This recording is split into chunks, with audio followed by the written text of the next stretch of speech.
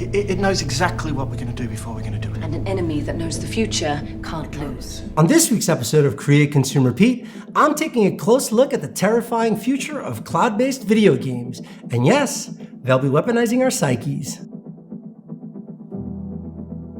With news of Apple, Google, and Microsoft announcing their plans for the future of cloud-based games, it looks to be an exciting time to be a gamer. Yet, I can't help but think it's also a critical juncture fraught with pitfalls in the areas of ownership, game preservation, and data mining. Three pillars that present society as a whole with serious issues that deserve our attention and critical examination. At the 2013 Electronic Entertainment Expo, Microsoft announced the release of the Xbox One and its cloud-based vision of the future, a future free of visiting brick-and-mortar stores to buy a game. Instead, it would all live in the cloud, purchasable, downloadable, and playable from the comfort of our homes. And if we're being honest, Valve was the first to really introduce this idea to the masses. This vision of cloud-based console gaming was ridiculed, mocked, and considered to be one of the main reasons the Xbox One failed to resonate with the gaming community in the first few years of its release. This failure in messaging strategy by Microsoft is what led Sony to once again become the leader in the game console market. When a gamer buys a PS4 disc, they have the rights to use that copy of the game. They can trade in the game at retail, sell it to another person, lend it to a friend, or keep it forever. Flash forward to present day, and it's clear that Microsoft's prediction of a cloud-based future for general audiences was spot on. Proof can be seen in the steady decline of physical game sales year over year, GameStop's financial woes, and the popularity of Microsoft's own Game Pass. But it wasn't until the announcement of Google's new gaming platform, Stadia, that I stopped to think about what's really at stake.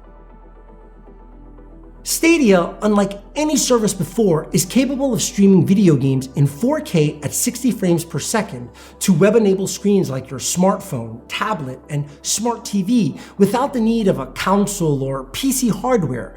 Gone are the days of downloading the game. Instead, you'll just jump right in, like watching this YouTube video. Now, all of this is possible via the company's numerous data centers spread across the globe. These data centers will handle all the computing in the cloud and push it to your screen as long as you have a fast enough internet connection, like 5G. As far as technological feats are concerned, it's pretty mind-blowing, but it raises many questions regarding 1. Ownership. Since the vinyl record, VHS tape, and the game cartridge, the idea of owning a song, film, or game has been an illusion. The illusion has become real, and the more real it becomes, the more desperate they want it. Capitalism at its finest. An illusion made easier to believe due to the physical nature of these mediums. But with the introduction of digital media, we as a society have had to come to terms with the idea that we're just licensing these forms of entertainment. But unlike music and film fans, gamers have had to deal with licensing issues like the removal of DLC from Gran Turismo, music being replaced in Grand Theft Auto San Andreas, and in some instances like Alan Wake, having the game removed from digital store shelves altogether. And this kind of leads me to my second point, game preservation. See, like books, music, and film, gaming is an art form, and an important one, that captures the way we create, play, and dream, along with serving as a window into society's cultural identity during a period in time. But if the games we love are no longer in our physical possession and subject to changes due to licensing, who then becomes the keeper and arbiter of our collective history?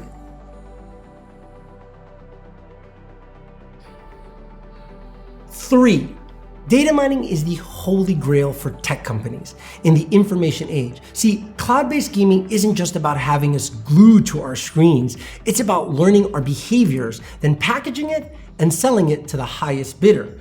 Unlike the current state of social media, which already has a wealth of data on us, cloud-based gaming looks to, pardon the pun, change the game and add a new dimension to what they can learn from us. Clearly, data mining has already had an enormous impact on our society, and proof of this can be seen as far back as the 2008 US election between Obama and McCain. But it's only till recently, with Brexit and Russia's interference in the 2016 US election, that the dangers of data mining have come into clear focus. Internet algorithms learn about our behavior, and therefore the system can make predictions.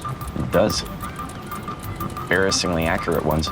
Now, I could stop the video right here and let your imaginations run wild, but I fear the naysayers out there will call this video unnecessarily alarmist. So instead, I'll paint you a picture that may seem like something out of Black Mirror, but I can assure you that the gears, they're already in motion. In the book, Everybody Lies, author Seth Stephens-Davidowitz, a Harvard economist and former Google data scientist, states that on an average day in the early part of the 21st century, human beings generate 2.5 million trillion bytes of data. Yes, million trillion.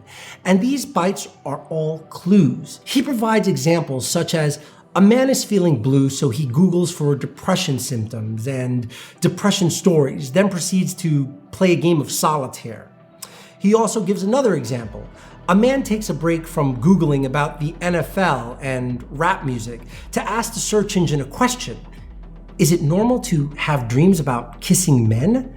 Now, on face value, these examples could seem innocuous, but they illustrate how data grants tech companies a peek into our psyches, and with cloud-based gaming, that peek could transform into a full-on roadmap. See, when you step into the fiction of video games, we choose consciously and subconsciously to act out a version of ourselves, or to deviate from that and experiment with our identities.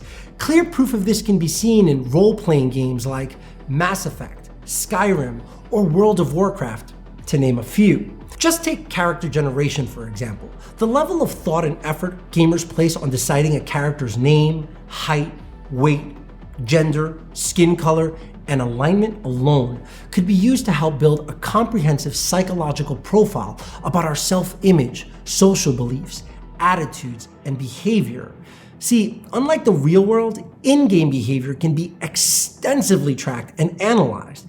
In fact, it's already being tracked and analyzed by game developers to understand their players better, seeking to make better games. But if such analysis could be coupled with thoughtful analysis of real-world behavior, well, you start to understand the relationship between the two. Gamer, a collaboration between the Playful Systems Research Group at the MIT Media Lab and the Games Group at Tilburg University, is already marrying detailed cognitive analysis of players to the deep data provided by their behavior in games like League of Legends, Battlefield, and World of Warcraft. Launched in November 2015, Gamer is an exploratory study to pinpoint what cognitive traits can be determined from game behavior. The study samples the full range of who, what, why, when, and how the player engages with video games by finding the connections between two separate sets of data: players' game behavior and cognitive traits, all measured using extensively validated psychological tests. Of course, the harvesting and analysis of game data is scary enough, but when coupled with data science's ability to spot patterns and neural networks like DeepMind that learn how to play games in a fashion similar, hell, let's be honest, better than humans, you have the recipe for a dark future where companies begin to weaponize our psyches and know what we want before we do. By mandate of the District of Columbia Pre-Crime Division, I'm placing you under arrest for the future murder of Sarah Marks and Donald Dubin that was to take place today, April 22nd, at 0800 hours, 4 minutes. No, I didn't do anything. And if for a second you think I'm drifting into conspiracy theory territory, it's already happening to a lesser degree in video games and our social channels. In a recent New York Times article, author and social psychologist Adam Alter tells us that people who create video games wouldn't say they're looking to create addicts. They just want you to spend as much time as possible with their products. But some of the games on smartphones require you to give money as you play, so they want to keep you playing. That's why they build in a certain amount of feedback, in the same way that slot machines offer an occasional win to hold your interest.